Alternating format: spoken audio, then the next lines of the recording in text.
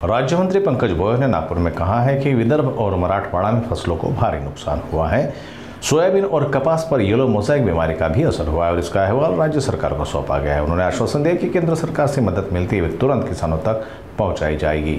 संबंधित व्यक्तीवर गुन्हा देखील नोंदविण्यात आला, त्याला अटक देखील करण्यात आली, परंतु नंतर काही युवकांमध्ये त्याबद्दल रोष निर्माण झाला आणि आंदोलन त्या ठिकाणी अहिल्यानगर ते संभाजीनगर ह्या महामार्गावर करण्यात आलं।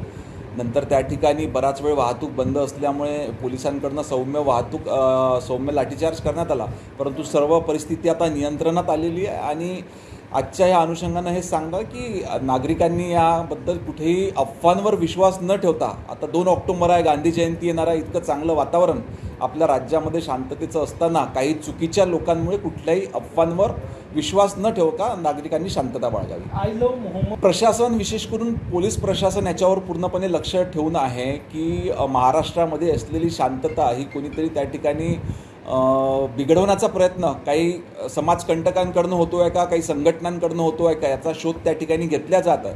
परंतु महाराष्ट्रातली जनता ही हुशार आहे, कुठल्याही अफवांवर निश्चितपणे विश्वास ठेवणार नाही। 2010 साली केंद्र सरकारनं त्यावेळेस RT ॲक्ट आणला होता आणि त्या अंतर्गत TET परीक्षा ही कंपल्सरी करण्यात आली होती। नंतर आत्ता एक सुप्रीम कोर्टाच्या माध्यमातून एक निकाल देण्यात आला आणि सगळ्यांना ती परीक्षा कंपल्सरी करण्यात आली, परंतु काही शिक्षकांचं म्हणणं आहे की आम्ही 2013 नंतर जे आहेत त्यांनाच ही परीक्षा लागू करण्यात यावी। या संदर्भात शासनानं, राज्य सरकारनं पुनर्लोकन याचिका द्यावी। निश्चितपणे त्या सर्व शिक्षक संघटनांसोबत चर्चा करण्यात येईल आणि त्याच्यावर उचित मार्ग वरिष्ठांसोबत चर्चा करून काढण्यात येईल। भंडारा जिल्ह्यात तुम्ही काल तक्रारींचा आढावा घेतला, अनेक तक्रारी आल्या, काही गंभीर स्वरूपाच्या पण आहे, तसं मंत्रालयात मंथन केलं जाणार नाही। भंडारा जिल्ह्याचं पालकमंत्री जेव्हापासून माननीय मुख्यमंत्री महोदयांनी जबाबदारी दिली, तर आपण त्या ठिकाणी भंडाऱ्यातल्या प्रत्येक तालुक्यामध्ये तालुकानिहाय जनता दरबाराचं आयोजन प्रत्येक सोमवारी घेण्याच्या सूचना त्या ठिकाणी केल्या। आतापर्यंत 4 सोमवार होऊन गेले, 4 जनता दरबार त्या ठिकाणी जिल्ह्यातल्या प्रत्येक तालुका लेवलवर त्या ठिकाणी झाले।